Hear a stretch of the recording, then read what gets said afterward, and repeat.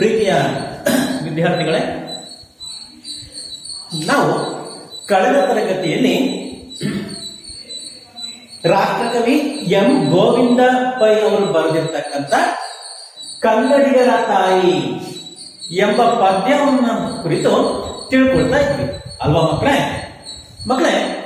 ಮೊದಲಿಗೆ ನಾವು ಈ ಪದ್ಯದಲ್ಲಿ ಕವಿಗಳ ಪರಿಚಯವನ್ನು ಮಾಡ್ಕೊಂಡ್ವಿ ಅಲ್ವೇ. ಈ ರಾಷ್ಟ್ರಕವಿ ಎಂ ಗೋವಿಂದ ಪೈ ಅವರು ಎಷ್ಟರಲ್ಲಿ ಜನಿಸಿದ್ರು ಮಕ್ಕಳೇ? ಯಾರಾದ್ರೂ ಹೇಳ್ತೀರಿ? ಎಷ್ಟೋ? 23/3/1883 ಇಸವಿಯಲ್ಲಿ ಜನಿಸಿದ್ರು ಅಲ್ವೇ. ಎಲ್ಲಿ ಜನಿಸಿದ್ರು ಮಕ್ಕಳೇ? ಯಾವ ಊರಿನಲ್ಲಿ ಜನಿಸಿದ್ರು? ರಾಷ್ಟ್ರಕವಿ ಗೋವಿಂದ ಪೈ ಅವರ ಜನ್ಮಸ್ಥಳ ಯಾವುದು? ಕಾಸರಗೋಡು ಜಿಲ್ಲೆಯ ಮಂಜೇಶ್ವರ ಎಂಬ ಗ್ರಾಮದಲ್ಲಿ ಇವರು 1883 ಇಸವಿಯಲ್ಲಿ ಇವರು ಜನಿಸಿದ್ರು ಮಕ್ಕಳೇ ಅಲ್ವೇ. ಮಕ್ಕಳೇ ಇವರು ತಂದೆ ತಾಯಿಯರ ಹೆಸರೇನು ಹಾಗಾದ್ರೆ?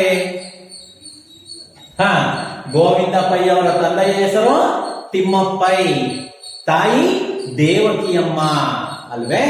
ಗುಡ್ ಮಕ್ಕಳೇ, ಈ ಗೋವಿಂದ ಪೈ ಅವರು ಬರೆದಿರುವಂತಹ ಕೆಲವೊಂದು ಕೃತಿಗಳನ್ನ ಹೇಳಿ ನೋಡೋಣ. ಯಾವ ಕೃತಿ ಬರೆದಿದ್ದಾರೆ ಅವರು? ಯಾವ ಬರ್ತಾರೆ? ಗಿಳಿವಿಂಡು ಅಲ್ವೇ, ಹಾಗೂ ನಂದಾದೀಪ. ಆನಂತರ ಮಕ್ಕಳೇ ಯಾವ ಬರ್ತಿದ್ದಾರೆ? ವೈಶಾಖ ಮತ್ತು ಗೋರ್ಗೋಥ ಮೊದಲಾಗಿರ್ತಕ್ಕಂಥ ಅನೇಕ ಕೃತಿಗಳನ್ನ ಇವರು ಬರೆದಿದ್ದಾರೆ ಮಕ್ಕಳೇ ಅಲ್ವೇ. ಇವರಿಗೆ ಅನೇಕ ಪ್ರಶಸ್ತಿಗಳು ಲಭಿಸಿವೆ ಅಲ್ವಾ. ಯಾವ ಪ್ರಶಸ್ತಿ ಲಭಿಸಿದೆ ಮಕ್ಕಳೇ ಗೋವಿಂದ ಪೈ ಅವರಿಗೆ? ರಾಷ್ಟ್ರಕವಿ ಬಿರುದು ಲಭಿಸಿದೆ ಅಲ್ವಾ. ರಾಷ್ಟ್ರಕವಿ ಬಿರುದನ್ನು ಪಡೆದಂತಹ ಮೊದಲನೆಯ ಕನ್ನಡದ ಕವಿಗಳು ಯಾರು? ರಾಷ್ಟ್ರಕವಿ ಗೋವಿಂದ ಪೈ ಅವರು ಅಲ್ವೇ. ಈ ರಾಷ್ಟ್ರಕವಿ ಎಂಬ ಬಿರುದನ್ನ ಮಕ್ಕಳೇ ಗೋವಿಂದ ಪೈ ಅವರಿಗೆ ಯಾವ ಸರ್ಕಾರ ಪ್ರದಾನ ಮಾಡ್ತು ಅಂದ್ರೆ ಕೊಡ್ತು ಬಿರುದನ್ನ? ಯಾವುದೋ? ಮದ್ರಾಸು ಸರ್ಕಾರ ಅಲ್ವೇ. ಮದ್ರಾಸು ಸರ್ಕಾರ ಗೋವಿಂದ ಪೈ ಅವರಿಗೆ ರಾಷ್ಟ್ರಕವಿ ಎಂಬ ಬಿರುದನ್ನ ಕೊಡ್ತು ಮಕ್ಕಳೇ ಅಲ್ವಾ. ಗುಡ್ ಮಕ್ಕಳೇ, ಈ ಕನ್ನಡಿಗರ ತಾಯಿ ಪದ್ಯದ ಆಕರ ಗ್ರಂಥ ಯಾವುದು? ಯಾರಾದ್ರೂ ಹೇಳ್ತೀರಿ? ಯಾವುದು ಆಕರ ಗ್ರಂಥ? ಶತಮಾನದ ಮಕ್ಕಳ ಸಾಹಿತ್ಯ. ಯಾವುದು ಮಕ್ಕಳೇ?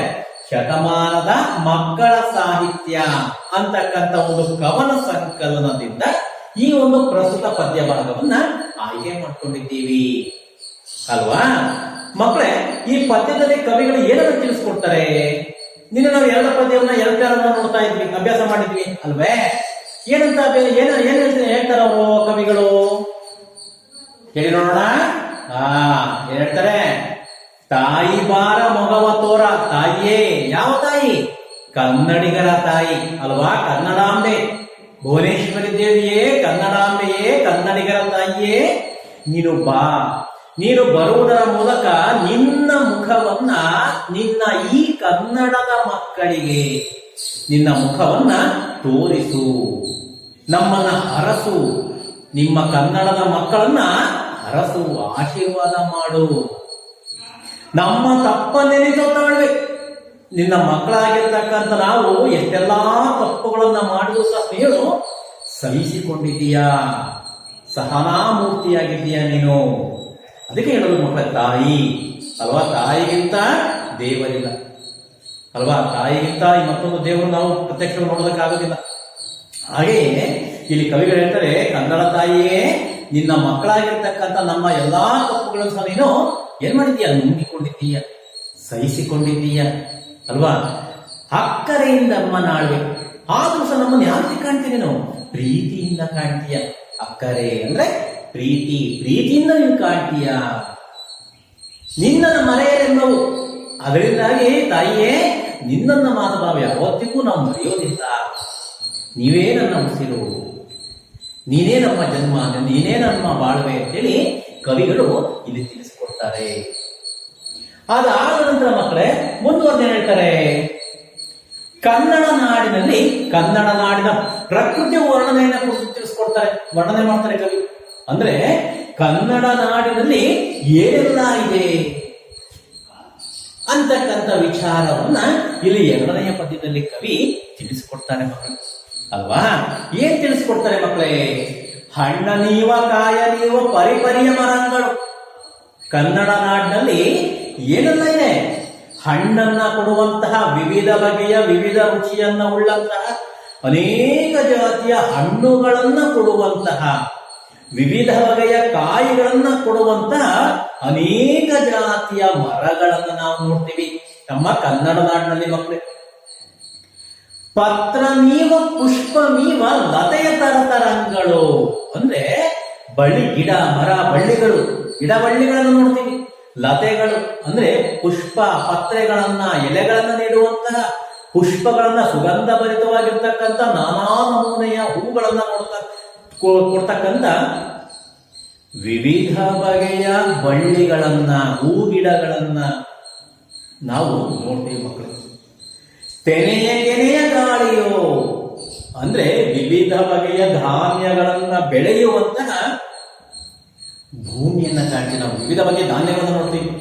ರಾಗಿ, ನವಣೆ, ಭತ್ತ, ಸಜ್ಜೆ, ಹಲವೆ, ಜೋಳ, ಮೆಕ್ಕೆಜೋಳ, ಈ ರೀತಿ ಅನೇಕ ಬಗೆಯ ಧಾನ್ಯಗಳನ್ನ ಬೆಳೀತಕ್ಕಂಥ ಒಂದು ಭೂಮಿಯನ್ನ ಬೆಳೆಯನ್ನು ನೋಡ್ತೀವಿ ನಾವು ಅಲ್ವಾ. ಜೊತೆಗೆ ಖಗಮೃಗೋರ ಗಾಳಿಯು ಖಗಮೃಗೋರಗಗಳು ಅಂದ್ರೆ ಏನು? ಖಗ ಅಂದ್ರೆ ಪಕ್ಷಿ, ಖ ಆಕಾಶ, ಗ ಗಮಿಸುವುದು, ಆಕಾಶದಲ್ಲಿ ಗಮಿಸುವುದು ಅಂದ್ರೆ ಮಕ್ಕಳೇ ಆಕಾಶದ ಯಾರು?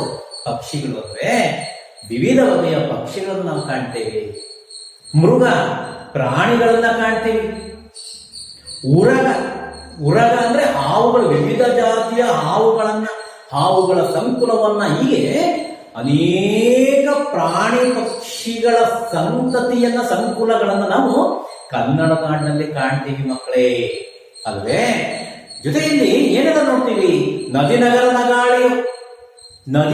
ನಗಾಳಿಯೋ ನದಿಗಳು ವಿವಿಧ ಅನೇಕ ನದಿಗಳನ್ನ ಕಾಣ್ತೀವಿ ನಾವು ಅಂದ್ರೆ ಕಾವೇರಿ, ತುಂಗಭದ್ರಾ, ಮಲಪ್ರಭಾ, ಘಟಪ್ರಭಾ ಅಲ್ವಾ, ಕಾಳಿ ನದಿ ಮಕ್ಕಳೇ. ಇನ್ನು ಅನೇಕ ಶರಾವತಿ, ವೇದಾವತಿ ಅಲ್ವಾ. ಈ ರೀತಿ ಮಕ್ಕಳೇ ಅನೇಕ ನದಿಗಳನ್ನು ನಾವು ಕನ್ನಡ ನಾಡಲ್ಲಿ ಕಾಣ್ತೀವಿ. ನಗರಗಳು ವಿವಿಧ ದೊಡ್ಡ ದೊಡ್ಡ ಮಹಾನಗರಗಳನ್ನು ನಾವು ಕಾಣ್ತೀವಿ ಕನ್ನಡ ನಾಡಿನಲ್ಲಿ. ಜೊತೆಗೆ ನದಿ ನಗರ ನಗಾಳಿಯೋ ನಗಾಳಿ ಹಳಿ ಎಂದಲ್ಲಿ ಸಮೂಹ, ನಗ ಪರ್ವತ ಅನೇಕ ಪರ್ವತಗಳ ಸಮೂಹವನ್ನು ನಾವು ಕಾಣ್ತೇವೆ.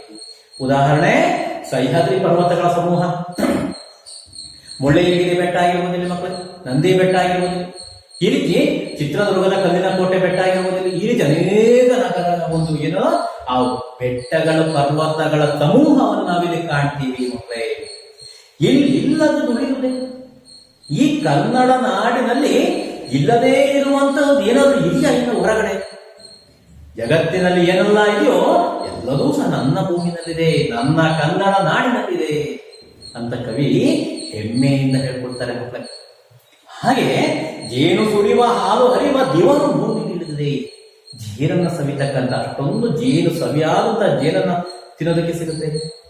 ಜೇನು ಸುರಿಯುವ ಜೇನೇ ಸುರಿತಕ್ಕಂಥ ಹಾಲಿನ ಕೊಳೆಯೇ ಹರಿಯುವಂತ ಆ ಸ್ವರ್ಗವೇ ಧರೆಗಿಳಿದು ಬಂದಿದೆ. ನನ್ನ ಕನ್ನಡ ನಾಡಿನಲ್ಲಿ ಎಲ್ಲಾ ಇದೆ, ಯಾವುದು ಇಲ್ಲವೆಂಬುದು ಯಾವುದೂ ಇಲ್ಲ ಜಗತ್ತಿನಲ್ಲಿ ಕನ್ನಡ ನಾಡಿನಲ್ಲಿ ಅಂತ ಕವಿ 2ನೇ ಪದ್ಯದಲ್ಲಿ ಕನ್ನಡ ನಾಡಿನ ಪ್ರಕೃತಿ ವೈಶಿಷ್ಟ್ಯವನ್ನ ಕುರಿತು ಕವಿ ವರ್ಣನೆ ಮಾಡ್ತಾನೆ ಅಲ್ವಾ ಮಕ್ಕಳೇ. ಇಷ್ಟು ತಿಳ್ಕೊಂಡಿದ್ವಲ್ವ ಮಕ್ಕಳೇ? ಮಕ್ಕಳೇ, ಇನ್ನು ಮಕ್ಕಳೇ ಮುಂದಿನ ತರಗತಿಯಲ್ಲಿ ಮುಂದಿನ ಒಂದು ಭಾಗದಲ್ಲಿ ಕವಿ ಏನೆಲ್ಲ ವರ್ಣನೆ ಮಾಡ್ತಾನೆ ಕನ್ನಡದ ಬಗ್ಗೆ, ಕನ್ನಡ ನಾಡಿನ ಬಗ್ಗೆ ಅಂತಕ್ಕಂಥ ವಿಚಾರವನ್ನ ತಿಳ್ಕೊಳ್ಳೋಣ ಬನ್ನಿ ಮಕ್ಕಳೇ. ನಿನ್ನೆ ಪದ್ಯವನ್ನು ನೋಡಿದ್ರಿ ಅಲ್ವಾ? ಈ ಪದ್ಯ ಕನ್ನಡಿಗರಂತ ಈ ಪದ್ಯದ ಒಂದು ವಿಡಿಯೋ ನೋಡಿದ್ರಿ. ಇವತ್ತು ಈಗಿನ ತರಗತಿಯಲ್ಲಿ ಮಕ್ಕಳೇ ಮತ್ತೆ ಇನ್ನೊಂದು ಸಲ ಆ ವಿಡಿಯೋವನ್ನ ನೋಡೋದ್ರ ಮೂಲಕ ಆ ಪದ್ಯವನ್ನ ಒಂದ್ಸರಿ ಹಾಗೆ ನೋಡ್ಬಿಟ್ಟು ಅದನ್ನ ಕೇಳಿಸ್ಕೊಳ್ಳಿ ಮಕ್ಕಳೇ. ಆ ನಂತರ ನಾವು ಪದ್ಯದ ಒಂದು ಮುಂದಿನ ಒಂದು ಪ್ಯಾರಾಗಳನ್ನ ಪದ್ಯ ಭಾಗಗಳನ್ನ ನಾವು ಅರ್ಥೈಸ್ಕೊಳ್ತಾ ಹೋಗೋಣ. ಪದ್ಯ ನೋಡ್ತೀರಿ ಮಕ್ಕಳೇ? ನೋಡಿ ಮಕ್ಕಳೇ ಪದ್ಯ.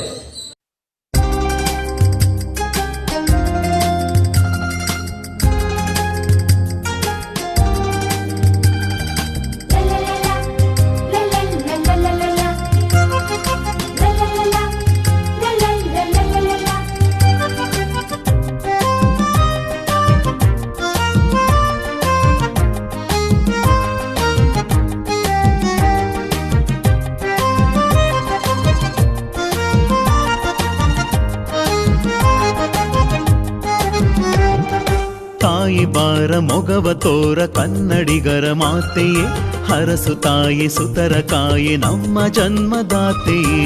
ತಾಯಿ ಬಾರ ಮೊಗವ ತೋರ ಕನ್ನಡಿಗರ ಮಾತೆಯೇ, ಹರಸು ತಾಯಿ ಸುತರ ಕಾಯೆ ನಮ್ಮ ಜನ್ಮದಾತೆಯೇ. ನಮ್ಮ ತಪ್ಪ ನೆನಿತು ತಾಳ್ವೆ ಅಕ್ಕರೆಯಿಂದೆಮ್ಮ ನಾಳ್ವೆ, ನೀನೆ ಕಣ ನಮ್ಮ ಬಾಳ್ವೆ ನಿನ್ನ ಮರೆಯಲಮ್ಮೆವು.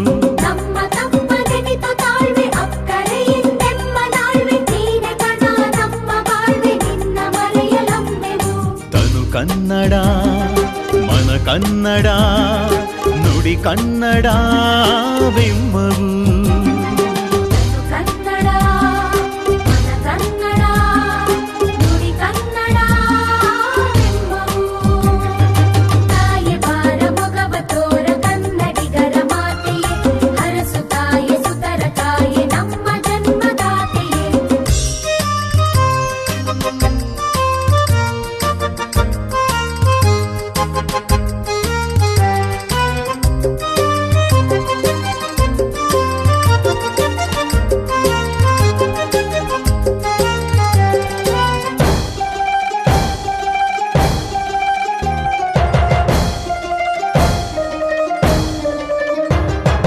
ಹಣ್ಣನೀವ ಕಾಯನೀವ ಪರಿಪರಿಯ ಮರಂಗಳು, ಪತ್ರಮೀವ ಪುಷ್ಪಮೀವ ಲತೆಯ ತರತರಂಗಳು.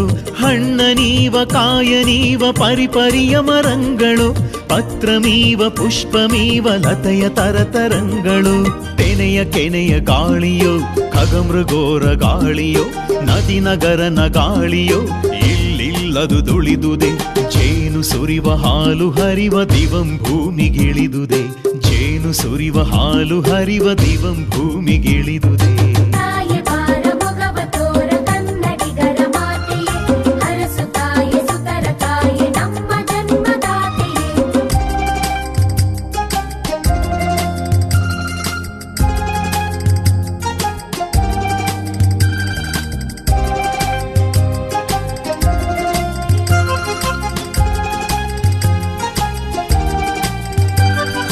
ಜೈನರಾದ ಪೂಜ್ಯ ಪಾದ ಕೊಂಡ ಕುಂದವರ್ಯರ, ಮಧ್ವಯತಿಯೇ ಬಸವಪತಿಯೇ ಮುಖ್ಯ ಮತಾಚಾರ್ಯರ.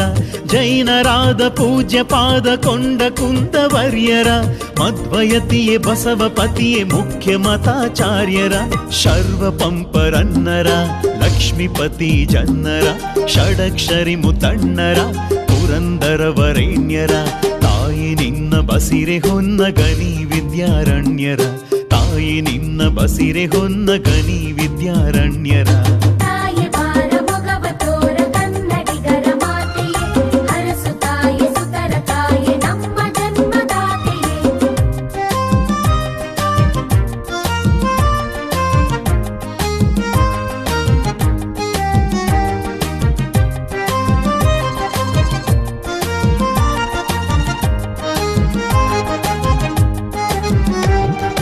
ಹಳೆಯ ಬೀಡ ಬೇಲ ನಾಡ ಮಾಡ ಮೆನಿತೋ ಸುಂದರಂ, ಬಿಳಿಯ ಕೊಳದ ಕಾರ ಕಳದ ನಿಡುಕರೆನಿತೋ ಬಂಧುರಂ. ಹಳೆಯ ಬೀಡ ಬೇಲ ನಾಡ ಮಾಡ ಮೆನಿತೋ ಸುಂದರಂ, ಬಿಳಿಯ ಕೊಳದ ಕಾರ ಕಳದ ನಿಡುಕರೆನಿತೋ ಬಂಧುರಂ. ಇಲ್ಲಿಲ್ಲದ ಶಿಲ್ಪಮಿಲ್ಲ ನಿನ್ನ ಕಲ್ಲೆ ನುಡಿಯುವುದಲ್ಲ, ಹಿಂಗತೆಯ ನಿವಾಲ ಸೊಲ್ಲ ನೆಮ್ಮ ತೃಷೆಗೆ ದಕ್ಕಿಸು. ಹೊಸತು ಕಿನ್ನರಿಯಲಿ ನಿನ್ನ ಹಳೆಯ ಹಾಡ ನುಕ್ಕಿಸು, ಹೊಸತು ಕಿನ್ನರಿಯಲಿ ನಿನ್ನ ಹಳೆಯ ಹಾಡ ನುಕ್ಕಿಸು. ತಾಯಿ ಬಾರ ಮೊಗವ ತೋರ ಕನ್ನಡಿಗರ ಮಾತೆಯೇ, ಹರಸು ತಾಯಿ ಸುತರ ಕಾಯೆ ನಮ್ಮ ಜನ್ಮದಾತೆಯೇ.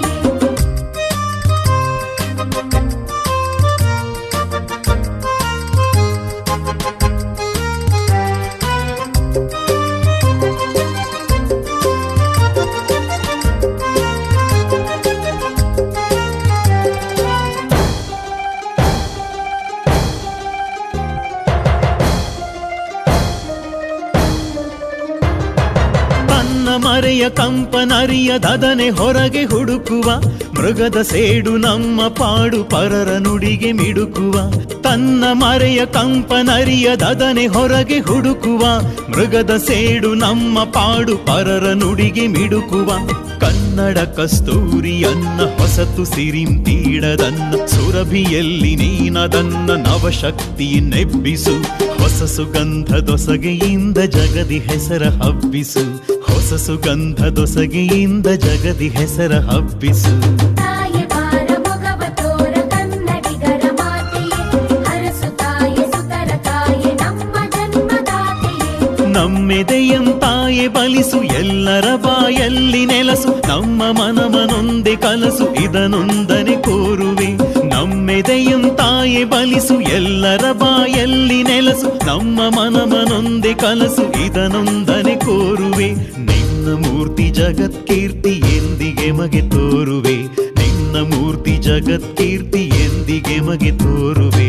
ತಾಯಿ ಬಾರ ಮೊಗವ ತೋರ ಕನ್ನಡಿಗರ ಮಾತೆಯೇ, ಹರಸು ತಾಯಿ ಸುತರ ತಾಯಿ ನಮ್ಮ ಜನ್ಮದಾತೆಯೇ.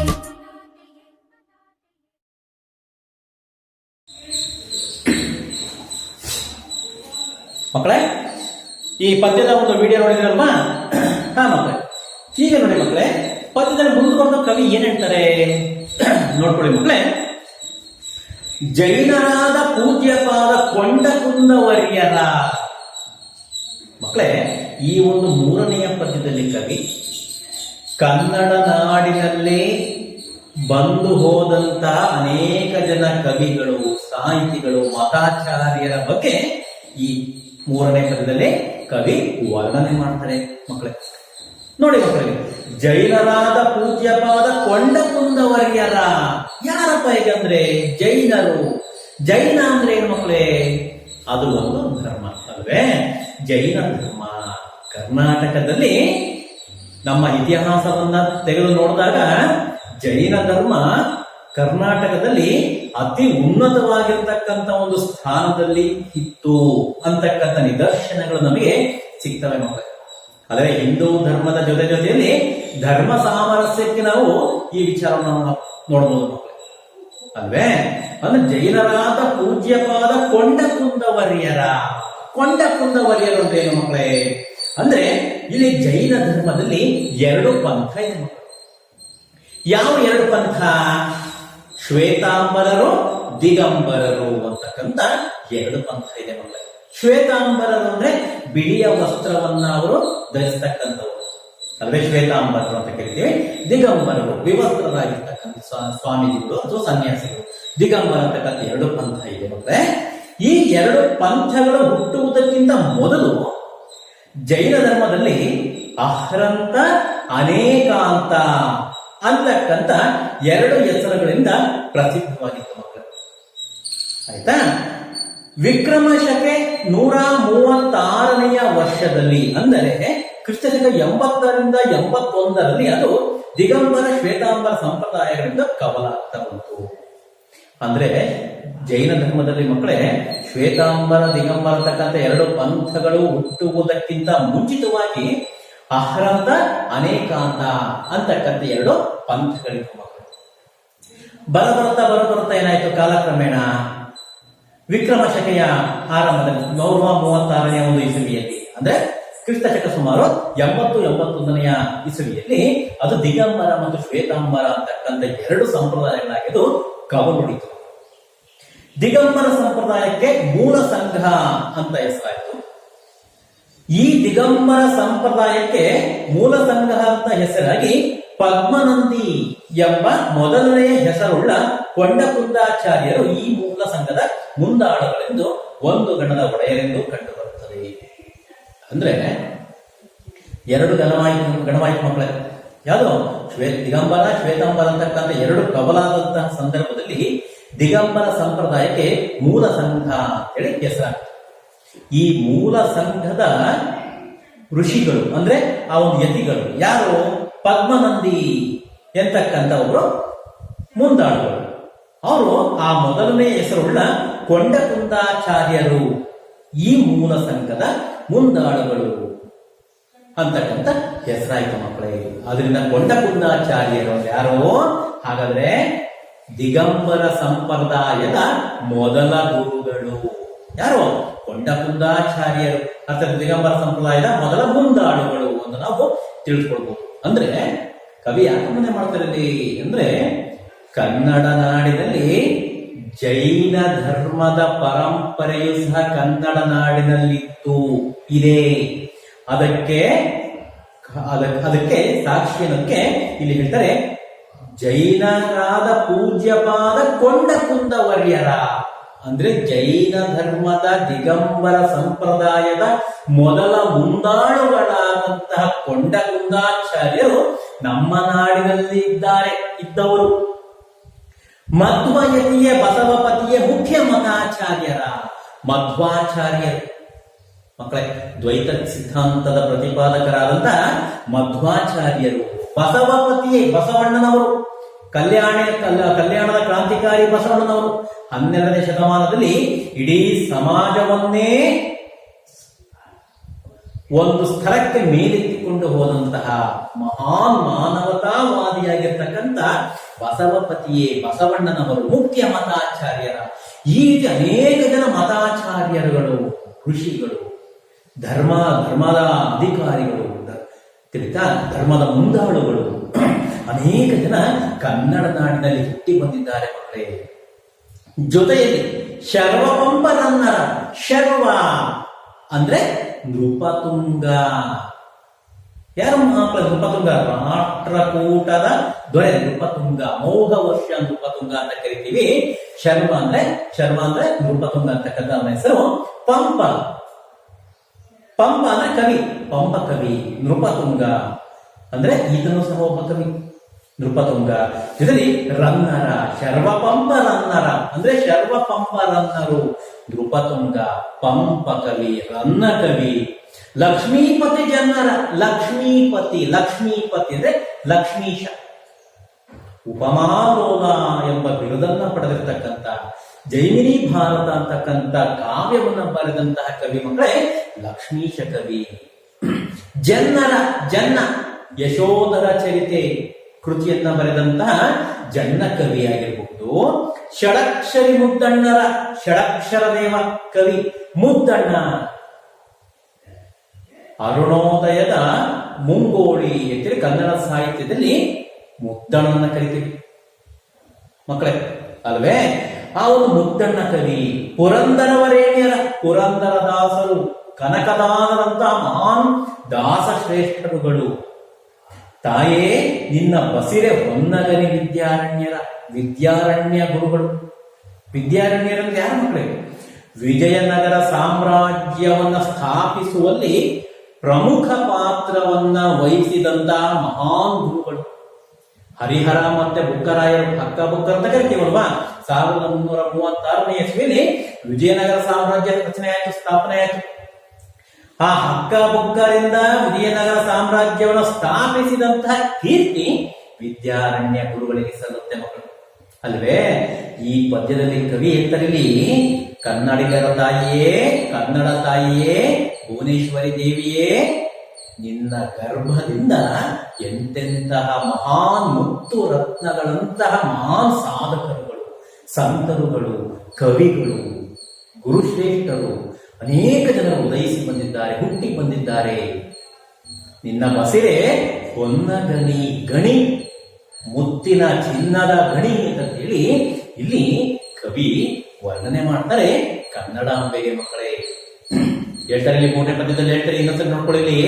ಕನ್ನಡ ನಾಡಿನಲ್ಲಿ ಜೈನ ಗುರುಗಳಾದಂತಹ ಕೊಂಡಕುಂದಾಚಾರ್ಯರು, ಮಧ್ವಾಚಾರ್ಯರು, ಬಸವಣ್ಣನವರಂತಹ ಮುಖ್ಯ ಮತಾಚಾರ್ಯರುಗಳು ಆಗಿ ಹೋಗಿದ್ದಾರೆ. ನೃಪತುಂಗ, ಪಂಪ ಕವಿ, ರನ್ನ ಕವಿ, ಲಕ್ಷ್ಮೀಶ ಕವಿ, ಜನ್ನ ಕವಿ, ಷಡಕ್ಷರ ದೇವ, ಮುದ್ದಣ್ಣ, ಪುರಂದರದಾಸರು, ಕನಕದಾಸರು ಮೊದಲಾದಂತಹ ಅನೇಕ ಜನ ಕವಿಗಳು, ಸಂತರುಗಳು ಜನಿಸಿ ಬಂದಿದ್ದಾರೆ.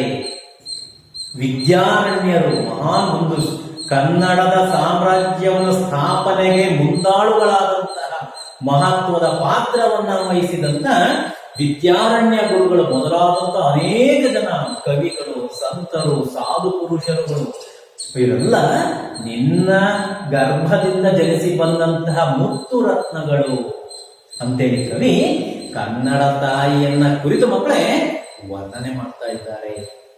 ಎಷ್ಟು ಸುಂದರವಾಗಿ ವರ್ಣನೆ ಮಾಡ್ತಾರೆ ಮಕ್ಕಳೇ.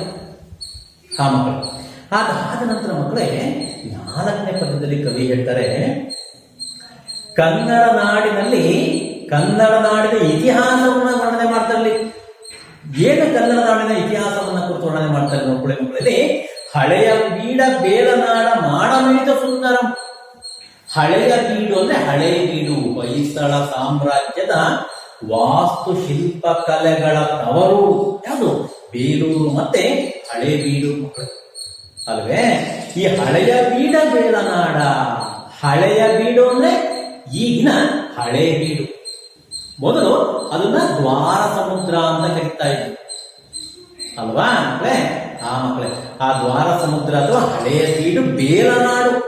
ಬೇಲನಾಡು ಅಂದ್ರೆ ಯಾವ ನಾಡು? ಬೇಲನಾಡು ಅಂದ್ರೆ ಈಗಿನ ಬೇಲೂರು ಅಲ್ವೇ. ಬೇಲೂರು ಮತ್ತೆ ಹಳೆಯ ಬೀಡಿನ ಮಾಡಮೇಲಿದ ಸುಂದರಂ. ಅಲ್ಲಿರ್ತಕ್ಕಂಥ ಶಿಲ್ಪಕಲೆ ಅತ್ಯದ್ಭುತವಾಗಿರ್ತಕ್ಕಂಥದ್ದು ಮಕ್ಕಳೇ. ಆ ಒಂದು ಶಿಲ್ಪಕಲೆಯ ಪ್ರತಿಯೊಂದು ಒಂದು ಕಡೆಯೂ ಸಹ ಜಾಗವನ್ನು ಖಾಲಿ ಉಳಿಸದಂತೆ ಆ ಶಿಲ್ಪಿ ಏನ್ ಮಾಡಿದ್ದಾನೆ? ತನ್ನ ಕೈ ಚಳಕವನ್ನು ತೋರಿಸಿದ್ದಾನೆ ಮಕ್ಕಳು ಅಲ್ವಾ. ಅದ್ಭುತವಾಗಿರ್ತಕ್ಕಂಥ ಒಂದು ವಾಸ್ತುಶಿಲ್ಪ ಕಲಾ ರಚನೆಗೆ ಬೇಲೂರು ಹಳೆಬೀಡಿನ ದೇವಾಲಯಗಳು ಸಾಕ್ಷಿಯಾಗಿವೆ ಅಲ್ವೇ. ಆ ಕೇಳದಲ್ಲಿ ಹಳೆಯ ಬೀಡ ಬೇಲನಾಡ ಮಾಡಮೇತ ಸುಂದರ. ಹಳೆ ಬೀಡು ಬೇಲೂರಿನ ವಾಸ್ತುಶಿಲ್ಪ ಕಲೆ ನೋಡಲು ನಯನ ಮನೋಹರ, ಅದ್ಭುತವಾಗಿರ್ತಕ್ಕಂಥದ್ದು. ಬಿಳಿಯ ಕೊಳದ ಕಾರಕಳದ ನಿಡುಕರಿನಿಂದ ಬಂಧುರಂ. ಬಿಳಿಯ ಕೊಳ ಅಂದ್ರೆ ಬೇಡ ಕೊಳ ಅಂದ್ರೆ ಶ್ರವಣ ಬೆಳಗಳ ಮಕ್ಕಳೇ. ಈಗ ನಾವು ಕರಿತಕ್ಕಂಥ ಶ್ರವಣ ಬೆಳಗಳ ಏನಿದೆ ಅಲ್ಲಿ? ಯಾರು ಹೇಳಿದಿರಿ? ನೋಡಿದೀರಾ? ಶ್ರವಣ ಬೆಳಗೊಳ ನೋಡಿದಿರಿ ಪ್ರವಾಸ ಹೋದಾಗ? ಏನಿದೆ ಶ್ರವಣ ಬೆಳಗೊಳದಲ್ಲಿ? ಮಕ್ಕಳೇ, 57 ಅಡಿ ಎತ್ತರದ ಗೊಮ್ಮಟ ಮೂರ್ತಿ ಇದೆ ಅಲ್ವಾ. ಬಾಹುಬಲಿಯ ವಿಗ್ರಹ ಅಲ್ವೇ. ಒಂದೇ ಒಂದು ಶಿಲಾ ಬಂಡೆಯಲ್ಲಿ ಕೆತ್ತನೆ ಮಾಡಿರ್ತಕ್ಕಂಥ ಆ ಒಂದು ಬಾಹುಬಲಿ ವಿಗ್ರಹ ಇದೆ, ಮೂರ್ತಿ ಇದೆ. ಅಲ್ಲಿ ಹೇಳ್ತಾರೆ, ಬಿಳಿಯ ಕೊಳದ ಕಾರಕಳದ, ಬಿಳಿಯ ಕೊಳ ಶ್ರವಣ ಬೆಳಗೊಳದ ಹಾಗೂ ಕಾರ್ಕಳ ಈಗಿನ ಮೂಡುಬಿದ್ರೆ ಕಾರ್ಕಳ ಅಂತ ಕರಿತೀವಿ. ಮೂಡುಬಿದ್ರೆ ಪಕ್ಕದಲ್ಲಿ ಅಥವಾ ಸಮೀಪದಲ್ಲಿ ಇರ್ತಕ್ಕಂಥ ಕಾರ್ಕಳ ಅಂತಕ್ಕಂಥದ್ದು ಒಂದು ಸ್ಥಳ. ಆ ಕಾರ್ಕಳದಲ್ಲೂ ಸಹ ಜಗಿನ ಬಸದಿ ಇದೆ ಮಕ್ಕಳೇ. ಅಲ್ಲೂ ಸಹ ಗೊಮ್ಮಟ ಮೂರ್ತಿ ಇದೆ. ನಿಡುಕರು ಎತ್ತರವಾಗಿ ನಿಡಿಗಾಗಿ ನಿಂತಿರ್ತಕ್ಕಂಥವರು ನಿಡುಕರು, ಗೊಮ್ಮಟ ಮೂರ್ತಿಗಳು. ಬಂಧುರಂ ಅವು ನೋಡೋದಕ್ಕೆ ಅತ್ಯದ್ಭುತವಾಗಿರ್ತಕ್ಕಂಥ ಒಂದು ರಚನೆ ಮಕ್ಕಳು. ಇಲ್ಲಿಲ್ಲದ ಶಿಲ್ಪಮಿಲ್ಲ. ಈ ಕನ್ನಡ ನಾಡಿನಲ್ಲಿ ಇಲ್ಲದೇ ಇರುವಂತಹ ಶಿಲ್ಪಕಲೆಯೇ ಬೇರೆ ಎಲ್ಲೂ ಇಲ್ಲ. ನಿನ್ನ ಕಂದ ನುಡಿಯುವುದಲ್ಲ. ಕನ್ನಡ ನಾಡಿನಲ್ಲಿರ್ತಕ್ಕಂಥ ಮಕ್ಕಳೇ, ಪ್ರತಿಯೊಂದು ಕಲ್ಲು ಸಹ, ಪ್ರತಿಯೊಂದು ಶಿಲೆಯೂ ಸಹ ಈ ಕನ್ನಡ ನಾಡಿನ ಇತಿಹಾಸವನ್ನ ಸಾರಿ ಸಾರಿ ಹೇಳುತ್ತೆ ಮಕ್ಕಳೇ ಅಲ್ವಾ ಮಕ್ಕಳೇ. ಹಿಂಗತೆ ಇನಿ ವಾಲಸೊಂದ. ಆ ಹಿಂಗತೆ ಅಂದ್ರೆ ಹಿನ್ನೆಲೆಯ ಕತೆ ತುಂಬಾ ಅದ್ಭುತವಾಗಿ ಕೇಳಿಸಿಕೊಳ್ಳಬಹುದು ಮಕ್ಕಳೇ. ನಮ್ಮ ಕನ್ನಡ ನಾಡಿನ ಐತಿಹಾಸಿಕ ಸ್ಥಳಗಳನ್ನು ನಾವು ನೋಡೋದಾದ್ರೆ, ಪಟ್ಟಿ ಮಾಡೋದಾದ್ರೆ ಇಷ್ಟೆಲ್ಲ ಸ್ಥಳಗಳಿವೆ ಮಕ್ಕಳು ಅಲ್ವಾ.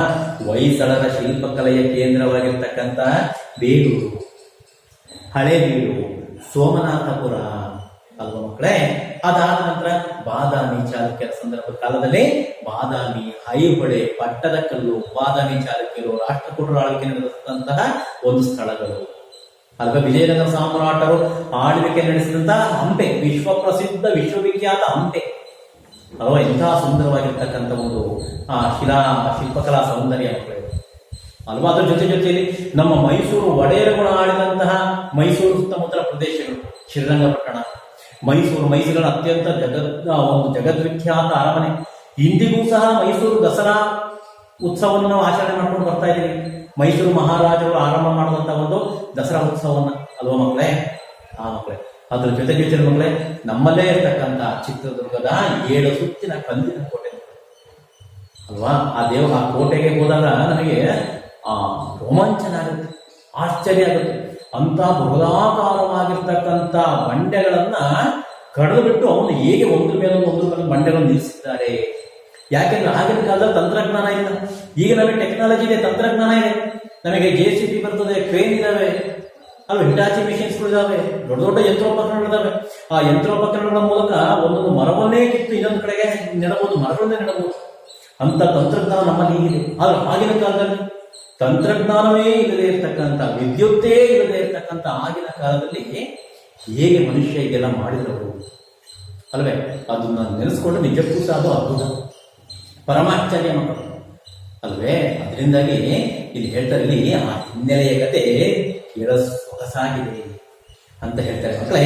ಹಿಂಗತೆ ಮಾನಸಲ್ಲ, ಹಿಂಗತೆ ಅಂದ್ರೆ ಹಿನ್ನೆಲೆಯ ಕತೆ, ಅಂದ್ರೆ ಬೇಲೂರು, ಹಳೇಬೀಡು ಇತ್ಯಾದಿ ಶಿಲ್ಪಕಲೆಗಳ ಹಿಂದೆ ಇರುವಂತಹ ಕತೆ ಮಕ್ಕಳೇ. ಅಂದ್ರೆ ಹಿಂದೆ ಇರ್ತಕ್ಕಂಥ ಕತೆ ಅಂದ್ರೆ ಬೇಲೂರಿನ ದೇವಸ್ಥಾನ ಕೆತ್ತನೆ ಮಾಡೋದಕ್ಕೆ ಕಟ್ಟಲಿಕ್ಕೆ ಶುರು ಮಾಡುವಂತಹ ಹಿನ್ನೆಲೆಯ ಕತೆ ಆಗಿರ್ಬೋದು. ಅದು ಈ ರೀತಿ ಆ ಇನಿದಾದ ಸವಿಯಾದ ರುಚಿಯಾದಂತಹ ಹಿಂಗತೆ ವಾಲಸಲ್ಲ. ಇನಿ ಅಂದ್ರೆ ಸವಿಯಾಗಿರ್ತಕ್ಕಂಥ, ಹಾಲು ಅಂದ್ರೆ ಪಾಲನಲ್ಲಿ ಹಾಲು, ಸೊಲ್ಲು ಮಾತು ಅಂದ್ರೆ ಹಿನ್ನೆಲೆಯ ಕತೆ ಸವಿಯಾದಂತಹ ಹಾಲಿನಂತಹ ಸುಮಧುರ ಮಾತುಗಳಿಂದ ಕೂಡಿದೆ. ನೋಡ್ರಿ ಮಕ್ಕಳೇ, ನಮ್ಮ ಕನ್ನಡ ಭಾಷೆಯು ಅಷ್ಟೇ ಸುಲಭವಾಗಿರ್ತಕ್ಕಂಥದ್ದು, ಸುಮಧುರವಾಗಿರ್ತಕ್ಕಂಥದಕ್ಕೆ ಕವಿ ಮಹಾಲಿಂಗಾರಂಗ ಅಂತಕ್ಕಂಥ ಕನ್ನಡ ಕವಿ ಹೇಳ್ತಾನೆ, ಕನ್ನಡ ಭಾಷೆ ಹೇಗಿದೆಯಪ್ಪ ಅಂತ ಹೇಳಿದ್ರೆ ಸುಲಿದ ಬಾಳೆಯ ಹಣ್ಣಿನಂದದಿ. ಅಂದ್ರೆ ಕನ್ನಡ ಭಾಷೆ ಹೇಗಿದೆ? ಸುಲಿದ ಬಾಳೆಯ ಹಣ್ಣಿನಂತೆ. ಅಂದ್ರೆ ಯಾರಾದ್ರೂ ಬಾಳೆಹಣ್ಣು ಕೊಟ್ರೆ ಅವೇ ಮಾಡಬೇಕು, ಬಾಳೆಹಣ್ಣೆ ಸಿಪ್ಪೆ ತೆಗೆದುಬಿಟ್ಟು ಆಮೇಲೆ ತಿನ್ಬೇಕು. ಆ ಸಿಪ್ಪೆಯನ್ನು ತೆಗೆದು ಹಾಗೆಯೇ ಬಾಳೆಹಣ್ಣನ್ನ ತಿರುಳನ್ನ ಕೊಟ್ಟರೆ ಆಗುತ್ತೆ, ಸರಾಗವಾಗಿ ನಾವು ನುಂಗ್ತೀವಿ ಅಲ್ವಾ, ತಿಂತೀವಿ. ಸುಲಭ, ಅಷ್ಟು ಸುಲಭ ಕನ್ನಡ ಭಾಷೆ. ಸಿಗುರು ತೆಗೆದ ಕಬ್ಬಿನಂದದಿ. ಯಾರಿಗಾದ್ರೂ ಕಬ್ಬನ್ನ ಕೊಟ್ಟಾಗ ಸಿಪ್ಪೆ ಬರಕ್ಕೆ ಒಂದು ಕಬ್ಬನ್ನ ಕೊಟ್ರೆ ಅದು ಸಿಪ್ಪೆ ತೆಗಿಬೇಕಲ್ವಾ, ಸಿಪ್ಪೆಯನ್ನ ಸಿಗರನ್ನ ತೆಗೆದುಬಿಟ್ಟು ಆಮೇಲೆ ತಿನ್ಬೇಕು. ಕಷ್ಟ. ಸಿಗರನ್ನ ತೆಗೆದು ಎಲ್ಲ ಚಿಕ್ಕ ಚಿಕ್ಕದಾಗಿರ್ತಕ್ಕಂಥ ತುಂಡುಗಳನ್ನಾಗಿ ಮಾಡಿ ಒಂದು ಬಟ್ಲಲ್ಲಿ ಹಾಕಿ ಮಕ್ಕಳಿಗೆ ಕೊಟ್ರೆ ಎಷ್ಟು ರುಚಿಯಾಗಿರುತ್ತಲ್ಲ ಕಬ್ಬು. ಅಷ್ಟು ಸರಳ, ಸುಲಭ, ರುಚಿಯಾಗಿರ್ತಕ್ಕಂಥದ್ದು ಅಲ್ವಾ. ಸಿಗುರು ತೆಗೆದ ಕಬ್ಬಿನಂದದಿ, ಉಷ್ಣ ಹಳದ ಹಾಲಿನಂದದಿ. ಉಷ್ಣ ಹರಿದ ಹಾಲು ಅಂದ್ರೆ ಬಿಸಿಯಾಗಿರ್ತಕ್ಕಂಥ ಹಾಲಲ್ಲ, ಬೆಚ್ಚನೆಯ ಹಾಲು. ಬಿಸಿಯಾಗಿರ್ತಕ್ಕಂಥ ಹಾಲನ್ನ ಕುಡಿಯೋದಕ್ಕೆ ಕೊಟ್ಟಾಗ ಮಕ್ಕಳೇ ಕಷ್ಟ, ಗಂಟ್ಲಿಗೆ ಸುಡುತ್ತೆ ಗಂಟಲು. ಅದೇ ಬೆಚ್ಚಗಿರ್ತಕ್ಕಂಥ ಹಾಲು ಕೊಟ್ರೆ ರುಚಿಯಾಗಿ ನಾವು ಕುಡಿಬಹುದು. ಇಷ್ಟು ಸರಳವಾಗಿರ್ತಕ್ಕಂಥ ಸರಳವೂ ಸುಲಭವೂ ಸುಮಧುರವೂ ರುಚಿಯುಳ್ಳದ್ದೂ ಆಗಿದೆ ನಮ್ಮ ಕನ್ನಡ ಭಾಷೆ ಅಂತ ಮಹಾಲಿಂಗಾರಂಗ ಅಂತಕ್ಕಂಥ ಕವಿ ವರ್ಣನೆ ಮಾಡ್ತಾರೆ ಮಕ್ಕಳು. ಹಾಗೆ ಇಲ್ಲಿ ಹೇಳ್ತಾರೆ, ಹಿಂಗತೆ ಮಾಲಸುಲ್ಲ, ಹಿನ್ನೆಲೆಯ ಕತೆ ಸವಿಯಾದಂತಹ ಹಾಲಿನಷ್ಟೇ ರುಚಿಯನ್ನ ಹೊಂದಿದೆ. ನಮ್ಮ ತುಷೆಗೆ ದಕ್ಕಿಸು, ನಮ್ಮ ದಾಹವನ್ನ ತಣಿಸು ಅಂತ ಹೇಳ್ತಾರೆ. ಹೊಸತು ಕಿನ್ನರಿಯಲ್ಲಿ ನಿನ್ನ ಹಳೆಯ ಹಾಡ ನುಕ್ಕಿಸು. ಹೊಸತು ಕಿನ್ನರಿಯಲ್ಲಿ ನಿನ್ನ ಹಳೆಯ ಹಾಡ ನುಕ್ಕಿಸು ಅಂದ್ರೆ ನಿನ್ನ ಇಡೀ ಎಲ್ಲಾ ಒಂದು ನಿನ್ನ ಒಂದು ಐತಿಹಾಸವನ್ನ ನಮಗೆ ತಿಳಿಸಿಕೊಡು. ನಮಗೆ ನಿಮ್ಮ ಒಂದು ಇತಿಹಾಸವನ್ನ, ನಿನ್ನ ಚರಿತ್ರೆಯನ್ನ, ನಿನ್ನ ಶಿಲ್ಪಕಲೆಯ ಇತಿಹಾಸವನ್ನ, ಅಂದ್ರೆ ನಿನ್ನಲ್ಲಿ ಕರ್ನಾಟಕದ ಶಿಲ್ಪಕಲಾ ವೈಭವವನ್ನ, ಇತಿಹಾಸವನ್ನ ತಿಳಿದುಕೊಳ್ಳಬೇಕು ಅಂತಕ್ಕಂಥ ಹಂಬಲ ನಮಗಿದೆ. ಆ ಹಂಬಲವನ್ನ ನೀನು ತೃಪ್ತಿಪಡಿಸು, ತಣಿಸು ಅಂತಕ್ಕಂಥ ವಿಚಾರವನ್ನ ಕವಿಗಳು 4ನೇ ಪದ್ಯದಲ್ಲಿ ಕವಿ ತಿಳಿಸ್ಕೊಡ್ತಾರೆ ಮಕ್ಕಳೇ. ಅರ್ಥ ಆಯ್ತಾ ಮಕ್ಕಳೇ? 3ನೇ ಪದ್ಯದಲ್ಲಿ ಹೇಳ್ತಾರೆ, ಕನ್ನಡ ನಾಡಿನಲ್ಲಿ ಜನಿಸಿ ಬಂದಂತಹ ಮಹಾ ಸಾಧುಗಳು, ಸಂತರುಗಳು, ಕವಿಶ್ರೇಷ್ಠರು ಅವರ ಹಿರಿಮೆಯನ್ನು ತಿಳಿಸಿಕೊಡ್ತಾರೆ. ನಂತರದ 4ನೆಯ ಪದ್ಯದಲ್ಲಿ ಹೇಳ್ತಾರೆ, ಕರ್ನಾಟಕದ ಶಿಲ್ಪಕಲಾ ಇತಿಹಾಸವನ್ನ ಕುರಿತು ಐತಿಹಾಸಿಕ ಸೊಬಗನ್ನ, ನಮ್ಮ ಕರ್ನಾಟಕದ ಐತಿಹಾಸಿಕ ಸೊಬಗನ್ನ ಕವಿ ವರ್ಣನೆ ಮಾಡ್ತಾರೆ ಮಕ್ಕಳೇ. ಅದಾದ ನಂತರ ಮಕ್ಕಳೇ 5ನೇ ಪದ್ಯದಲ್ಲಿ ನೋಡಿರಿ, ತನ್ನ ಮರೆಯ ಕಂಪನರಿಯ ದದನೆ ಹೊರಗೆ ಹುಡುಕುವ. ತನ್ನ ಮರೆಯ ಕಂಪನರಿಯ ದದನೆ ಹೊರಗೆ ಹುಡುಕುವ. ಕಂಪು ಅಂದ್ರೆ ಸುಗಂಧ ಅಥವಾ ಸುವಾಸನೆ ಮಕ್ಕಳು. ತನ್ನ ಮರೆಯ ಕಂಪನರಿಯ ದದನೆ ಹೊರಗೆ ಹುಡುಕುವ ಅಂದ್ರೆ ತನ್ನಲ್ಲಿ ಇರುವಂತಹ ಶ್ರೇಷ್ಠತೆಯನ್ನು ತಿಳಿದುಕೊಳ್ಳದೆ ಬೇರೆ ಕಡೆ ಹುಡುಕಿದಂತಾಗುತ್ತದೆ. ಅದಕ್ಕೆ ಒಂದು ಹೇಳ್ತಾರೆ ಮಕ್ಕಳೇ, ಮೃಗದ ಸೇಡು ನಮ್ಮ ಪಾಡು ಪರರ ನುಡಿಗೆ ಬಿಡುಕುವ. ನಮ್ಮ ಪಾಡು ಹೇಗಿದೆ? ಮೃಗದ ಸೇಡಾಗಿದೆ. ಯಾಕೆ ಈ ಮಾತನ್ನು ಹೇಳ್ತಾರೆ ಮಕ್ಕಳೇ ಅಂದ್ರೆ, ಇಲ್ಲಿ ಒಂದು ಹೇಳ್ತಾರೆ, ನಮ್ಮ ಎಲ್ಲರ ಪ್ರವಾಸ ಹೋಗಬೇಕಪ್ಪ ಅಂದ್ರೆ ನಾವು ಬೇರೆ ಬೇರೆ ರಾಜ್ಯಗಳಿಗೆ ಇರ್ತೀವಿ. ತಮಿಳುನಾಡು ಹೋಗ್ಬೇಕು, ನಾವು ಆಂಧ್ರ ಪ್ರದೇಶ ಹೋಗ್ಬೇಕು, ಅಲ್ಲಿ ಅಂಥ ದೇವಸ್ಥಾನಗಳಿದೆ, ಇಂಥ ದೇವಸ್ಥಾನ ಇದೆ, ಪ್ರಕೃತಿ ಸೌಂದರ್ಯ ಹಾಗಿದೆ ಹೀಗಿದೆ, ಕೇರಳದಲ್ಲಿದೆ ಪ್ರಕೃತಿ ಸೌಂದರ್ಯ ನೋಡಿ ಮಕ್ಕಳು. ಅಲ್ಲಿ ವಿದೇಶಕ್ಕೆ ನಾವು ಪ್ರವಾಸ ಹೋಗ್ಬೇಕು, ಅಲ್ಲಿ ನೋಡ್ಬೇಕು ಇಲ್ಲಿ ನೋಡ್ಬೇಕು ಅಂತ ಹೇಳ್ತಾರೆ. ಆದ್ರೆ ನಮ್ಮ ರಾಜ್ಯದಲ್ಲಿರ್ತಕ್ಕಂಥ ಮಹತ್ವವನ್ನೇ ನಾವು ತಿಳ್ಕೊಂಡಿಲ್ಲ ಮಕ್ಕಳು ಅಲ್ವೇ. ನಮ್ಮ ರಾಜ್ಯದಲ್ಲಿ ಏನೆಲ್ಲ ಇದೆ ಮಕ್ಕಳು, ಇಂಥ ಪ್ರಕೃತಿ ಸೌಂದರ್ಯ ಇದೆ ಅಲ್ವಾ. ಮಲೆನಾಡಿದೆ, ಮುಳ್ಳಯ್ಯನಗಿರಿ ಅತಿ ಎತ್ತರದ ಪರ್ವತ ಅಲ್ವಾ. ಆ ಮುಳ್ಳಯ್ಯನಗಿರಿ ಪರ್ವತ ಇದೆ, ಬಾಬಾಬುಡನ್ಗಿರಿ, ಮುಳ್ಳಯ್ಯನಗಿರಿ, ಅವಳಿ ಪರ್ವತಗಳು, ಅಲ್ಲಿ ಸಹ್ಯಾದ್ರಿ ಪರ್ವತ ಶ್ರೇಣಿ ಇದೆ ಮಕ್ಕಳೇ. ವಿಶಾಲವಾಗಿರ್ತಕ್ಕಂಥ ಸಮುದ್ರದ ಒಂದು ಪ್ರದೇಶ ಇದೆ, ಸಮುದ್ರ ತೀರ ಪ್ರದೇಶ ಇದೆ, ಕರಾವಳಿ ಪ್ರದೇಶ ಇದೆ ಮಕ್ಕಳು ಅಲ್ಲ. ಬೇಲೂರು, ಹಳೇಬೀಡು, ಬಾದಾಮಿ, ಐಹೊಳೆ, ಪಟ್ಟದಕಲ್ಲು ಮೊದಲಾಗಿರ್ತಕ್ಕಂಥ ಶಿಲ್ಪಕಲಾ ವೈಭವವನ್ನು ಸಾರ್ತಕ್ಕಂಥ ಹಂಪೆ, ಚಿತ್ರದುರ್ಗದ ಕೋಟೆ ಅಲ್ವಾ, ಮೈಸೂರಿನ ಅರಮನೆ, ಚಾಮುಂಡಿ ಬೆಟ್ಟ, ಬೆಂಗಳೂರಿನ ಅರಮನೆ, ಈ ರೀತಿ ಮಕ್ಕಳೇ ಇಡೀ ನಮ್ಮ ಕರ್ನಾಟಕದ ಪ್ರತಿಯೊಂದು ಜಿಲ್ಲೆಯೂ ಸಹ ಐತಿಹಾಸಿಕ ಸ್ಥಳವೇ. ನೋಡೋದಕ್ಕೆ ಎರಡು ಕಣ್ಣು ಸಾಲದು. ಅಂತಹ ಅತ್ಯದ್ಭುತವಾಗಿರ್ತಕ್ಕಂಥ ಪ್ರಕೃತಿ ಸೌಂದರ್ಯವನ್ನ, ಶಿಲ್ಪಕಲಾ ಸೌಂದರ್ಯವನ್ನ ತನ್ನೊಳಗೆ ಒದಗಿಸಿಟ್ಟುಕೊಂಡಿರ್ತಕ್ಕಂಥ ಇಂತಹ ನಮ್ಮ ನಾಡಿನ ಶ್ರೇಷ್ಠತೆಯನ್ನ, ಹಿರಿಮೆಯನ್ನ ನಾವು ತಿಳಿದುಕೊಳ್ಳದೆ ಅದು ನಾವೆಲ್ಲ ಹೋಗ್ತಿದೀವಿ, ಹೊರಗಡೆ ಹೋಗ್ತಾ ಇದ್ದೀವಿ. ಅದು ಹೇಗೆ ಮೃಗದ ಸೇಡಾಗಿದೆ ಅಂದ್ರೆ ಕಸ್ತೂರಿ ಮೃಗದ ಒಂದು ಕಥೆಯನ್ನ ಹೇಳ್ತಾರೆ ಮಕ್ಕಳಲ್ಲಿ. ಅಂದ್ರೆ ಹಿಮಾಲಯದಲ್ಲಿ ವಾಸ ಮಾಡ್ತಕ್ಕಂಥ ಕಸ್ತೂರಿ ಮೃಗ ಮಕ್ಕಳ ಯಾಕಂತ ಕರಿತೀವಿ ಇಂಗ್ಲಿಷ್ನಲ್ಲಿ. ಆ ಕಸ್ತೂರಿ ಮೃಗದ ಒಂದು ಒಂದು ವಿಶಿಷ್ಟತೆ ಏನಪ್ಪಾ ಅಂದ್ರೆ, ಅದು ತನ್ನ ಒಂದು ನಾಭಿಯಲ್ಲಿ ಅಂದ್ರೆ ಹೊಕ್ಕಳಲ್ಲಿ ಒಂದು ದ್ರವವನ್ನು ಸ್ರವಿಸುತ್ತೆ ಮಕ್ಕಳೇ. ಆ ದ್ರವವೇ ಕಸ್ತೂರಿ. ಅದು ಅಷ್ಟೊಂದು ಸುಮಧುರವಾಗಿರ್ತಕ್ಕಂಥ ಪರಿಮಳಯುಕ್ತವಾಗಿರ್ತಕ್ಕಂಥದ್ದು ಕಸ್ತೂರಿ. ಅದು ದಿನನಿತ್ಯ ಅದು ಸ್ರವಿಸ್ತಾ ಇರ್ತಂತೆ ಕೊಪ್ಪಳಲ್ಲಿ. ಆದ್ರೆ ಅದಕ್ಕೆ ಏನ್ ಮಾಡುತ್ತೆ, ಆ ವಾಸನೆ ಎಲ್ಲಿ ಬರ್ತಾ ಇದೆ ಅಂತೇಳಿ ಹುಡುಕುತ್ತದ್ದು. ಕಸ್ತೂರಿ ಮೃಗ ಎಲ್ಲಾ ಕಡೆ ಹುಡುಕ್ತಾ ಬರ್ತಂತೆ. ಎಲ್ಲಿ ವಾಸನೆ ಬರ್ತಿರೋ ಕಡೆಗೆ ಹೋಗ್ತದ. ಸುಮ್ಮನೆ ಬೆಳಗ್ಗೆಯಿಂದ ಸಂಜೆ ತನಕ ಓಡಾಡಿ ಹೋಗಿ ಸುಸ್ತಾಗಿ ಒಂದು ಸರಿ ಕೊನೆಗೆ ಮಲಗುತ್ತದೆ. ವಿಶ್ರಾಂತಿ ತೆಗೆದುಕೊಳ್ಳೋದಕ್ಕೆ ಮಲಗಿದಾಗ ಪ್ರಾಣಿಗಳು ಮಕ್ಕಳೇ ತಮ್ಮ ಮುಖವನ್ನ, ತಮ್ಮ ಹೊಟ್ಟೆಯ ಬಳಿ ಮುಖವನ್ನ ಇಟ್ಕೊಂಡು ಮಲಗ್ತಾರೆ. ನೀವು ಗಮನಿಸಿದ್ದೀರಿ ಅಲ್ವಾ? ಹಾಗೆ ತನ್ನ ಹೊಟ್ಟೆಯ ಬಳಿ ಮುಖವನ್ನ ಇಟ್ಕೊಂಡು ಇಟ್ಟಾಗ ಆಗ ಗೊತ್ತಾಗುತ್ತಂತ ಅದಕ್ಕೆ, ಓಹೋ ನಾನು ಬೆಳಗಿನಿಂದ ವಾಸನೆಯನ್ನು ಗ್ರಹಿಸಿಕೊಂಡು ಹೋಗಿದ್ದು ಎಲ್ಲೂ ಬೇರೆ ವಾಸನೆ ಎಲ್ಲೂ ಇಲ್ಲ, ಸುಗಂಧ ಪರಿಮಳ ಎಲ್ಲಿಂದ ಬರ್ತಾ ಇದೆ, ನನ್ನಲ್ಲಿಯೇ ಇದೆ, ನನ್ನ ನಾಭಿಯಲ್ಲಿಯೇ ಆ ಒಂದು ಸುಮಧುರ ಪರಿಮಳ ಇದೆ, ಕಸ್ತೂರಿ ಪರಿಮಳ ಇದೆ ಅಂತೇಳಿ ಆಗ ಅದಕ್ಕೆ ಮನದಟ್ಟಾಗುತ್ತಂತೆ. ಹಾಗೆಯೇ ಅಂತಹ ಪಾಡು ಯಾಕಾಗಿದೆ? ನಮ್ಮ ಕನ್ನಡಿಗರದಾಗಿದೆ, ಅಂದ್ರೆ ನಮ್ಮ ಪಾಡಾಗಿದೆ. ಯಾಕೆ?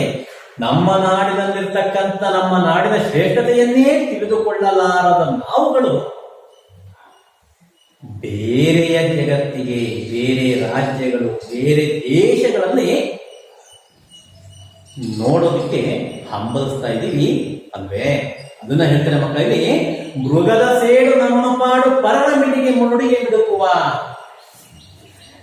ಕನ್ನಡ ಕಸ್ತೂರಿಯನ್ನ, ಕನ್ನಡ ಭಾಷೆ ಹೇಗಿದೆ? ಕಸ್ತೂರಿ ಕನ್ನಡ ಮಕ್ಕಳ ಸುಮಧುರವಾಗಿರ್ತಕ್ಕಂಥ ಸುಗಂಧ ಪರಿಮಳವನ್ನ ಬೀರ್ತಕ್ಕಂಥ ಇಂತಹ ಕನ್ನಡ ಕಸ್ತೂರಿಯನ್ನ ಹೊಸತು ಸಿರಿ ತೀಡದನ್ನ ಸುರಭಿಯಲ್ಲಿ, ಆ ಸುರಭಿ ಅಂದ್ರೆ ಸುವಾಸನೆ ಮಕ್ಕಳೇ, ಆ ಸುರಭಿಯನ್ನ ನೀನದನ್ನ ನವಶಕ್ತಿಯನ್ನಬ್ಬಿಸು, ಹೊಸ ಸುಗಂಧ ದೊಸಗೆಯಿಂದ ಜಗಲಿ ಹೆಸರ ಹಬ್ಬಿಸು.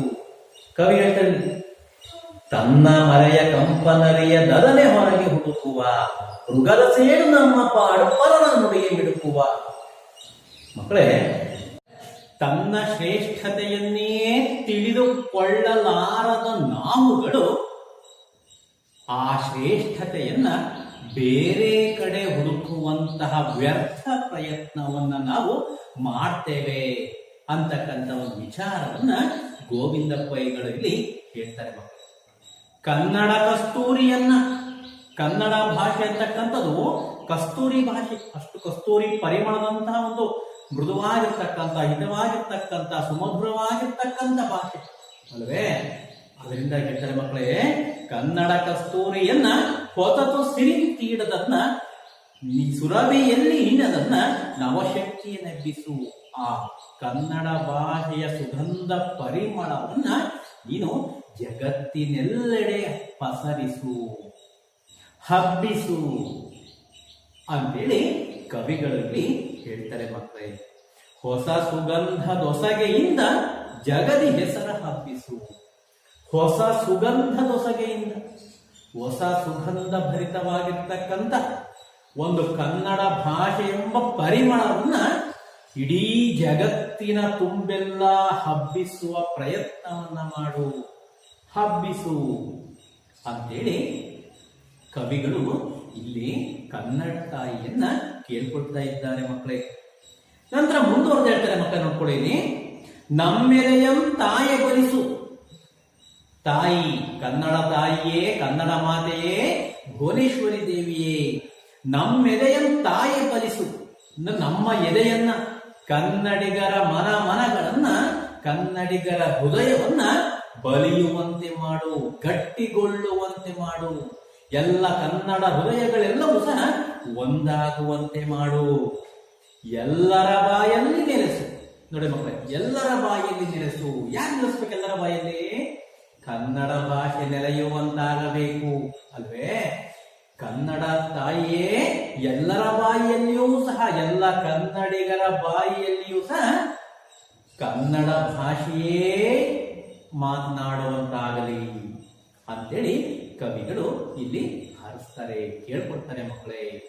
ಅಂದ್ರೆ ಯಾಕೆ ಮಾತನಾಡ್ತಾರೆ ಮಕ್ಕಳೇ ಅಂದ್ರೆ, ನಮ್ಮ ರಾಜ್ಯದಲ್ಲಿ ಇತ್ತೀಚಿನ ದಿನಗಳಲ್ಲಿ ನೋಡೋದನ್ನು ನಾವು ಕನ್ನಡ ಭಾಷೆ ಅಂತಕ್ಕಂಥದ್ದು ಬಹಳ ಒಂದು ರೀತಿಯ ತನ್ನ ಮೌಲ್ಯವನ್ನ ದೊಡ್ಡ ದೊಡ್ಡ ನಗರಗಳಲ್ಲಿ ಕಳೆದುಕೊಳ್ತಕ್ಕಂಥ ಒಂದು ಸ್ಥಿತಿ ತಲುಪಿದ್ದೀವಿ.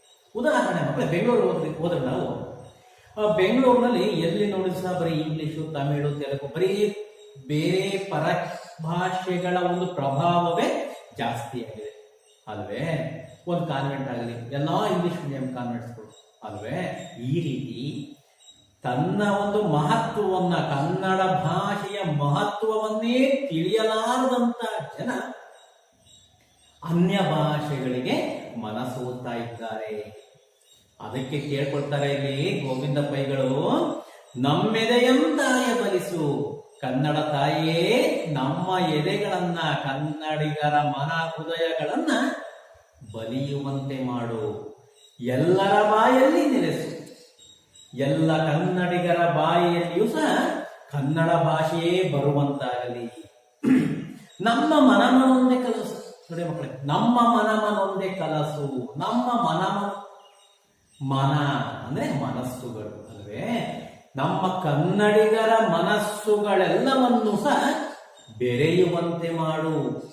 ಅಂದ್ರೆ ಕನ್ನಡಿಗರೆಲ್ಲರೂ ಸಹ ಒಂದಾಗುವಂತೆ ಮಾಡು ಅಂತೇಳಿ ಇಲ್ಲಿ ಹೇಳ್ತಾರೆ ಮಕ್ಕಳು. ಯಾಕೆ? ಕನ್ನಡಿಗರಲ್ಲೇ ಭೇದ ಭಾವ ಇದೆ ಅಲ್ವೇ? ಉತ್ತರ ಕರ್ನಾಟಕ, ದಕ್ಷಿಣ ಕರ್ನಾಟಕ ಅಲ್ವೇ? ಕನ್ನಡ ಭಾಷೆಯಲ್ಲೇ ವಿವಿಧ ಭಾಗಗಳನ್ನು ನೋಡ್ತೀವಿ ನಾವಿಲ್ಲಿ. ಮೈಸೂರು ಕನ್ನಡ, ಮಂಗಳೂರು ಕನ್ನಡ, ಧಾರವಾಡ ಕನ್ನಡ ಅಲ್ವೇ? ಈ ರೀತಿ ಅಂದ್ರೆ ಕನ್ನಡಿಗರೆಲ್ಲರೂ ಸಹ ಒಂದೇ ನಾವು ಅಲ್ವೇ? ಅದರಿಂದ ಹೇಳ್ತಾರೆ ಇಲ್ಲಿ ಈ ಕವಿಗಳು, ನಮ್ಮ ಮನಮನೊಂದೇ ಕನಸು. ಕನ್ನಡಿಗರ ಮನಸ್ಸುಗಳೆಲ್ಲವನ್ನು ಸಹ ಒಂದೇ ಕಡೆ ಬೆರೆಯುವಂತೆ ಮಾಡು. ಅಂದ್ರೆ ಕನ್ನಡಿಗರೆಲ್ಲರೂ ಸಹ ಒಗ್ಗಟ್ಟಾಗುವಂತೆ ಮಾಡು. ಇದನ್ನೊಂದನೆ ಕೋರುವೆ. ತಾಯಿಯೇ, ನಾನು ನಿನ್ನ ಹತ್ರ ಏನ್ನ ಕೇಳ್ಕೊಳ್ತಾ ಇದ್ದೀನಿ ಅಂತ ಹೇಳಿದ್ರೆ, ಇದೊಂದೇ ಒಂದು ಕೋರಿಕೆ ನಿನ್ನಲ್ಲಿದೆ. ಇದೊಂದನ್ನ ನಾನು ಕೋರ್ತಾ ಇರೋದು. ಯಾವುದನ್ನ? ಕನ್ನಡಿಗರೆಲ್ಲರೂ ಸಹ ಒಗ್ಗೂಡುವಂತೆ ಮಾಡು. ಎಲ್ಲ ಕನ್ನಡಿಗರೂ ಸಹ ಒಂದಾಗುವಂತೆ ಮಾಡು ಎಂಬ ಕೋರಿಕೆಯನ್ನು ಮಾತ್ರ ನಾನು ನಿನ್ನಲ್ಲಿ ಕೇಳ್ಕೊಳ್ತಾ ಇದ್ದೀನಿ ತಾಯಿ. ನಿನ್ನ ಮೂರ್ತಿ ಜಗತ್ಕೀರ್ತಿ ಎಂದಿಗೆವರಿಗೆ ತೋರುವೆ.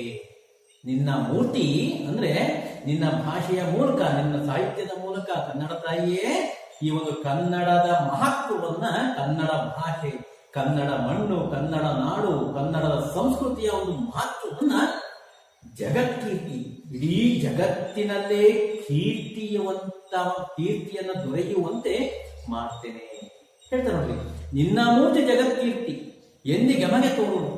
ನಿನ್ನ ಮೂರ್ತಿ ಇಡೀ ಜಗತ್ತಿಗೆ ಕೀರ್ತಿಪ್ರಾಯವಾಗಿರುವಂತಹದ್ದು ಎಂಬುದನ್ನು ನಾನು ತೋರಿಸ್ತೇನೆ ಅಂತೇಳಿ ಕವಿಗಳು ಇಲ್ಲಿ ಮಕ್ಕಳೇ ಕನ್ನಡ ತಾಯಿಯನ್ನ ತಿಳ್ಕೊಳ್ತಾ ಇದ್ದಾರೆ, ಕೋರ್ತಾ ಇದ್ದಾರೆ. ಈ ರೀತಿ ಮಕ್ಕಳೇ ಕವಿ ಗೋವಿಂದ ಪೈಯವರು ಈ ಒಂದು ಪದ್ಯ ಭಾಗದಲ್ಲಿ ಏನ್ ಮಾಡ್ತಾರೆ, ಕನ್ನಡ ತಾಯಿಯನ್ನು ಕುರಿತು ಪ್ರಾರ್ಥನೆ ಮಾಡ್ಕೊಳ್ತಾರೆ ಅಲ್ವಾ. ಇಲ್ಲಿ ಮಕ್ಕಳೇ ಈ ಪದ್ಯದಲ್ಲಿ ಮೊದಲನೇ ಪದ್ಯದಲ್ಲಿ ಕನ್ನಡ ತಾಯಿಯ ಒಂದು ಗುಣಗಾನವನ್ನ ಮಾಡ್ತಾ ಹೇಳ್ತಾರೆ ಇಲ್ಲಿ ಅಲ್ವಾ. ತಾಯಿಯೇ, ನಾವು ನಿಮ್ಮ ಮಕ್ಕಳಾಗಿರ್ತಕ್ಕಂಥ ನಮ್ಮನ್ನ ನಾವೇನೇ ತಪ್ಪುಗಳನ್ನ ಮಾಡಿದ್ರು ಸಹ, ಎಷ್ಟೇ ಕಷ್ಟಗಳನ್ನ ಮಾಡಿಕೊಟ್ರು ಸಹ ನೀವೆಲ್ಲದನ್ನೂ ಸಹಿಸ್ಕೊಳ್ತಾ ಇದ್ದೀಯಾ, ಆಗ ನಮ್ಮನ್ನ ಪ್ರೀತಿಯಿಂದ ಸಾಕ್ತಾ ಇದೀಯಾ, ಸಲುತ್ತಾ ಇದ್ದೀಯಾ ಅಂತೇಳಿ ಮೊದಲನೇ ಪದ್ಯದಲ್ಲಿ ಹೇಳ್ತಾರೆ ಮಕ್ಕಳೇ ಅಲ್ವೇ. ನಂತರ ಎರಡನೇ ಪದ್ಯದಲ್ಲಿ ಹೇಳ್ತಾರೆ ಮಕ್ಕಳೇ, ಕನ್ನಡ ನಾಡಿನ ಪ್ರಕೃತಿ ವರ್ಣನೆಯನ್ನ ಕುರಿತು ವರ್ಣನೆ ಮಾಡ್ತಾರೆ ಕವಿಗಳು ಅಲ್ವೇ. ಕನ್ನಡ ನಾಡಿನಲ್ಲಿ ಏನೆಲ್ಲ ಇದೆ, ಪ್ರಕೃತಿ ವರ್ಣನೆಯನ್ನ ಮಾಡ್ತಾರೆ ಮಕ್ಕಳೇ. ಹೇಗಿದೆ ಕನ್ನಡ ನಾಡಿನಲ್ಲಿ ನದಿಗಳು ಅಲ್ವಾ, ಬೆಟ್ಟಗಳು, ಗುಡ್ಡಗಳು, ಪರ್ವತಗಳು, ವಿವಿಧ ಬಗೆಯ ಪ್ರಾಣಿ ಪಕ್ಷಿಗಳು, ಹಾವಿನ ಉರಗ ಸಂಕುಲಗಳು ಅಲ್ವಾ, ಹಣ್ಣನ್ನ ಕೊಡ್ತಕ್ಕಂಥ, ಕಾಯಿಯನ್ನ ಕೊಡ್ತಕ್ಕಂಥ ವಿವಿಧ ಜಾತಿಯ ಮರಗಳು, ಪತ್ರೆಯನ್ನ, ಪುಷ್ಪಗಳನ್ನ ಕೊಡ್ತಕ್ಕಂಥ ವಿವಿಧ ಜಾತಿ ಹೂಗಳನ್ನು, ಸುಗಂಧಭರಿತ ಹೂಗಳನ್ನ ಕೊಡ್ತಕ್ಕಂಥ ಬಳ್ಳಿಗಳು, ಗಿಡ ಮರ ಬಳ್ಳಿಗಳು, ಈ ರೀತಿ ಪ್ರಕೃತಿಯ ವರ್ಣನೆಯನ್ನ ಮಾಡ್ತಾರೆ ಎರಡನೇ ಪದ್ಯದಲ್ಲಿ. ಅದಾದ ನಂತರ ಮೂರನೆಯ ಪದ್ಯದಲ್ಲಿ ಮಕ್ಕಳ ಕವಿಯನ್ನು ವರ್ಣನೆ ಮಾಡ್ತಾರೆ. ಕನ್ನಡ ನಾಡಿಗೆ ಸೇವೆ ಸಲ್ಲಿಸಿದಂತಹ ಅನೇಕ ಜನ ಕವಿಗಳು, ಅನೇಕ ಜನ ಸಂತರುಗಳು, ಋಷಿಗಳು ಅಲ್ವೇ, ಅಂತಹ ಮಹಾನ್ ವ್ಯಕ್ತಿಗಳ ಕನ್ನಡ ನಾಡಿಗೆ ಕೊಟ್ಟಂತಹ ಸೇವೆಯನ್ನು ಅವರು ನೆನಪಿಸ್ಕೊಳ್ತಾರೆ. ಅದಾದ ನಂತರ ನಾಲ್ಕನೇ ಪದ್ಯದಲ್ಲಿ ಕವಿ ಏನ್ ಹೇಳ್ತಾರೆ, ಕನ್ನಡ ನಾಡಿನ ಐತಿಹಾಸಿಕ ಸೊಬಗನ್ನ ಇಲ್ಲಿ ವರ್ಣನೆ ಮಾಡ್ತಾರೆ ಅಲ್ವಾ. ಕನ್ನಡ ನಾಡಿನಲ್ಲಿರ್ತಕ್ಕಂಥ ಪ್ರತಿಯೊಂದು ಕಲ್ಲು ಸಹ, ಶಿಲೆಯೂ ಸಹ ತನ್ನ ಇತಿಹಾಸವನ್ನ ಹೇಳ್ತದೆ. ಕನ್ನಡ ನಾಡು ವಿವಿಧ ವಾಸ್ತುಶಿಲ್ಪ ಕಲೆಗಳ ಬೀಡು, ಬೇಲೂರು, ಹಳೆಬೀಡು ಮಕ್ಕಳೇ, ಅದು ವರ್ಣನೆ ಮಾಡ್ತಾರೆ ಕವಿ. ಈ ರೀತಿ ಕನ್ನಡ ನಾಡಿನ ಇತಿಹಾಸವನ್ನು ಕುರಿತು ವರ್ಣನೆ ಮಾಡುವುದರ ಮೂಲಕ ಕನ್ನಡ ಭಾಷೆ ಅಂತಕ್ಕಂಥದ್ದು ಕಸ್ತೂರಿ ಪರಿಮಳದಂತೆ ಸುಗಂಧ ಸುಮಧುರ ಭರಿತವಾಗಿರ್ತಕ್ಕಂಥ ಭಾಷೆ. ಇಂತಹ ಭಾಷೆಯ ಮಹತ್ವವನ್ನೇ ಅರಿಯದಿರ್ತಕ್ಕಂಥ ನಾವುಗಳು ಹೇಗಾಗಿದ್ದೀವಿ ಅಂತ ಹೇಳಿದ್ರೆ, ನಮ್ಮ ಪಾಡು ಮೃಗದ ಸೇಡಿನಂತಾಗಿದೆ, ಪ್ರಾಣಿಗಳ ರೀತಿಯಂತಾಗಿದೆ. ಯಾಕೆ? ಕಸ್ತೂರಿ ಮೃಗದ ಒಂದು ಉದಾಹರಣೆ ಹೇಳಿದ್ದೆ ಮಕ್ಕಳೇ. ಆ ರೀತಿ ತನ್ನ ಪರಿಮಳ ಎಲ್ಲಿದೆ ಅಂತ ನಾನು ಜಗತ್ತೆಲ್ಲ ಸುತ್ತರಿಯುತ್ತಂತೆ, ಇಡೀ ಪ್ರಪಂಚ, ಇಡೀ ಸುತ್ತಮುತ್ತಲ ಪ್ರದೇಶವನ್ನೆಲ್ಲ. ಕೊನೆಗೆ ಸೋತು ಕುಳಿತಾಗ, ಮಲಗಿದಾಗ ಆಗ ಅದು ಗೊತ್ತಾಗುತ್ತೆ ತನ್ನ ಮಹತ್ವ ನನ್ನದೇ ಇದೆ ಅಂತೇಳಿ. ಹಾಗೆ ಕನ್ನಡ ಭಾಷೆಯ ಮಹತ್ವ ಕನ್ನಡಿಗರಿಗೆ ಅದು ಗೊತ್ತಾಗಬೇಕು ಮಕ್ಕಳು. ಆಗ ನಾವೇನ್ ಮಾಡ್ತಾ ಇದೀವಿ, ನಮ್ಮ ಭಾಷೆಯ ಮಹತ್ವನ ತಿಳಿದುಕೊಳ್ಳದೆ ಅನ್ಯ ಭಾಷೆ ಅಲ್ವಾ, ಅನ್ಯ ಭಾಷೆಗಳಿಗೆ ಮನಸೋಲ್ತಾ ಇದ್ದೀವಿ. ಅದನ್ನ ಇಲ್ಲಿ ಹೇಳ್ತಾರೆ ಮಕ್ಕಳಿಗೆ. ಕೊನೆಯಲ್ಲಿ ಮಕ್ಕಳೇ, ಕೊನೆಯ ಪದ್ಯದಲ್ಲಿ ಹೇಳ್ತಾರೆ, ಇಲ್ಲಿ ಕನ್ನಡ ತಾಯಿಯನ್ನ ಕೇಳ್ಕೊಳ್ತಾ ಇದ್ದಾರೆ, ಕೋರ್ತಾ ಇದ್ದಾರೆ. ಏನ್ ಕೋರ್ತಾ ಇದ್ದಾರೆ? ಕನ್ನಡ ತಾಯಿಯೇ, ನಮ್ಮ ಕನ್ನಡಿಗರೆಲ್ಲರ ಮನಸ್ಸುಗಳನ್ನ ಬೆರೆಯುವಂತೆ ಮಾಡು, ನಮ್ಮೆಲ್ಲರ ಮನಸ್ಸುಗಳನ್ನು ಬಲಿಯುವಂತೆ ಮಾಡು, ಕನ್ನಡಿಗರೆಲ್ಲರನ್ನು ಸಹ ಒಗ್ಗೂಡಿಸು. ಆಗ ಈ ನನ್ನ ಕನ್ನಡ ಭಾಷೆಯ ಕೀರ್ತಿ ಜಗತ್ತಿನಾದ್ಯಂತ ಪಸರಿಸುವಂತೆ ನಾನು ಮಾಡುತ್ತೇನೆ. ನಾವು ಕನ್ನಡಿಗರಿಂದ ಮಕ್ಕಳಾಗಿರ್ತಕ್ಕಂಥ ನಾವು ಮಾಡ್ತೀವಿ ಅಂತಕ್ಕಂಥ ಒಂದು ವಿಚಾರವನ್ನ ಹೇಳುವುದರ ಮೂಲಕ ಕನ್ನಡ ತಾಯಿಗೆ ಕವಿ ಎಂ ಗೋವಿಂದ ಪೈಯವರು ನುಡಿ ನಮನವನ್ನ ಸಲ್ಲಿಸ್ತಾ ಇದ್ದಾರೆ. ಅರ್ಥ ಆಯ್ತಾ ಮಕ್ಕಳ ಪದ್ಯ? ಇಲ್ಲಿ ಮಕ್ಕಳೇ, ಈ ಒಂದು ಪದ್ಯದಲ್ಲಿ ಕನ್ನಡ ತಾಯಿಯ ಬಸಿರ ಹೊನ್ನಗನಿ ಯಾರು? ಕನ್ನಡ ತಾಯಿಯ ಬಸಿರ ಹೊನ್ನಗನಿ ಯಾರು ಮಕ್ಕಳೇ? ವಿದ್ಯಾರಣ್ಯರು ಅಲ್ವಾ. ಗುಡ್. ಕನ್ನಡಿಗರ ಪಾಡು ಏನು? ಏನು ಕನ್ನಡಿಗರ ಪಾಡು? ಮೃಗದ ಸೇಡು ಅಲ್ವಾ. ಗುಡ್ ಮಕ್ಕಳೇ. ಮಕ್ಕಳೇ, ಕನ್ನಡ ತಾಯಿಯ ಹಾಡನ್ನು ಯಾವುದರಿಂದ ಉಕ್ಕಿಸಬೇಕು? ಕನ್ನಡ ತಾಯಿಯ ಹಾಡನ್ನು ಯಾವುದರಿಂದ ಉಕ್ಕಿಸಬೇಕು? ಏನಂತ ಹೇಳ್ತಾರೆ ಕವಿಗಳು? ಹೊಸತು ಕಿನ್ನರಿಯಲ್ಲಿ ಕನ್ನಡ ತಾಯಿಯ ಹಾಡನ್ನು ಉಕ್ಕಿಸಬೇಕು ಅಂತೇಳಿ ಹೇಳ್ತಾರೆ ಅಲ್ವಾ. ನಂತರ ಮಕ್ಕಳಲ್ಲಿ ಇಲ್ಲಿ ನಿಮ್ಮ ಅಭ್ಯಾಸದಲ್ಲಿ ಹೊಂದಿಸಿ ಬರೆಯಬೇಕು ಕೊಟ್ಟಿದ್ದಾರೆ ನೋಡಿ ಮಕ್ಕಳೇ. ಇಲ್ಲಿ ಆ ಪಟ್ಟಿನಲ್ಲಿ ಬೇರನಾಡು ಅಂತಕ್ಕಂಥ ಒಂದು ಪದ ಇದೆ ಆ ಪಟ್ಟಿನಲ್ಲಿ. ಆ ಬೇಲೂರು ಅಂದ್ರೆ ಏನು? ಹೊಂದಿಸಿರಿ ಅದಕ್ಕೆ ಆ ಪದ, ಸರಿಯಾದಂತಹ ಪದ ಯಾವುದು? ಬೇಲೂರು. ಗುಡ್. ಶರ್ವ, ಶರ್ವ ಅಂದ್ರೆ ನೃಪತುಂಗ. ಗೋಲ್ಗೋಥ ಖಂಡಕಾವ್ಯ. ಗಿಳಿವಿಂಡು, ಗಿಳಿವಿಂಡು ಕವನ ಸಂಕಲನ ಅಲ್ವೇ?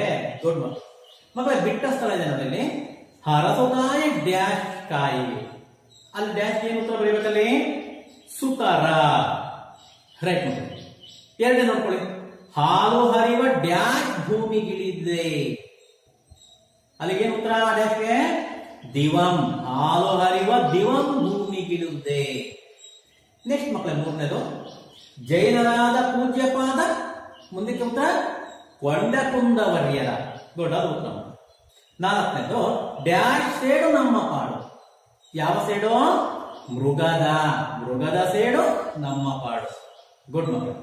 ಮಕ್ಕಳು, ಇಲ್ಲಿ ಈ ಒಂದು ಕನ್ನಡಗರ ತಾಯಿ ಅಂತಕ್ಕಂಥ ಪದದಲ್ಲಿ ಜೈನರಾದ ಪೂಜ್ಯಪಾದ ಕೊಂಡಕುಂದವರ್ಯರ ಅಲ್ಲಿಂದ ಹಿಡಿದು ವಿದ್ಯಾರಣ್ಯರ ಅಲ್ಲಿವರೆಗೆ ಒಟ್ಟು 7 ಸಾಲುಗಳಿದೆ. ಈ 7 ಸಾಲುಗಳನ್ನ ಪರೀಕ್ಷಾ ದೃಷ್ಟಿಯಿಂದ ನೀವು ಕಂಠಪಾಠ ಮಾಡ್ಕೊಂಡು ಬರ್ಬೇಕು. ಆಯ್ತಾ? ಆ 7 ಸಾಲುಗಳನ್ನ ಕಂಠಪಾಠ ಮಾಡ್ತಿರ್ತಾನೆ. ಹಾ, ಓಕೆ. ಈಗ ಮಕ್ಕಳೇ, ಇವತ್ತಿನ ಪಾಠದ ಗೃಹ ಪಾಠವನ್ನ ಬರ್ಕೊಳ್ತೀವಿ. ಗೃಹ ಪಾಠ. ಹಾ, ಬರ್ಕೊಳ್ಳಿ. ಗೃಹ ಪಾಠ. ಈ ಕೆಳಗಿನ ಪ್ರಶ್ನೆಗಳಿಗೆ ಉತ್ತರಿಸಿ. ಈ ಕೆಳಗಿನ ಪ್ರಶ್ನೆಗಳಿಗೆ ಉತ್ತರಿಸಿ. ಬರ್ಕೊಳ್ಳಿ ಮಕ್ಕಳೇ. ಮೊದಲನೇ ಪ್ರಶ್ನೆ, ಕನ್ನಡ ತಾಯಿಯ ಬಸಿರ ಹೊನ್ನಗನಿ ಯಾರು? ಕನ್ನಡ ತಾಯಿಯ ಬಸಿರ ಹೊನ್ನಗನಿ ಯಾರು? ಎರಡನೇ ಪ್ರಶ್ನೆ, ಕನ್ನಡ ತಾಯಿಯ ಹಾಡನ್ನು ಯಾವುದರಿಂದ ಹುಟ್ಟಿಸಬೇಕು? ಕನ್ನಡ ತಾಯಿಯ ಹಾಡನ್ನು ಯಾವುದರಿಂದ ಹುಟ್ಟಿಸಬೇಕು? ನೆಕ್ಸ್ಟ್ ಮೂರನೇ ಪ್ರಶ್ನೆ,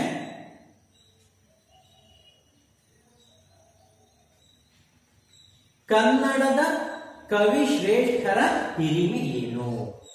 ಕನ್ನಡದ ಕವಿಶ್ರೇಷ್ಠರ ಹಿರಿಮೆ ಏನು? ಆಯ್ತಾ? ನಂತರ ಇನ್ನೊಂದು ಪ್ರಶ್ನೆ ಬರ್ಕೊಳ್ಬೇಕು. ನಾಲ್ಕನೇ ಪ್ರಶ್ನೆ,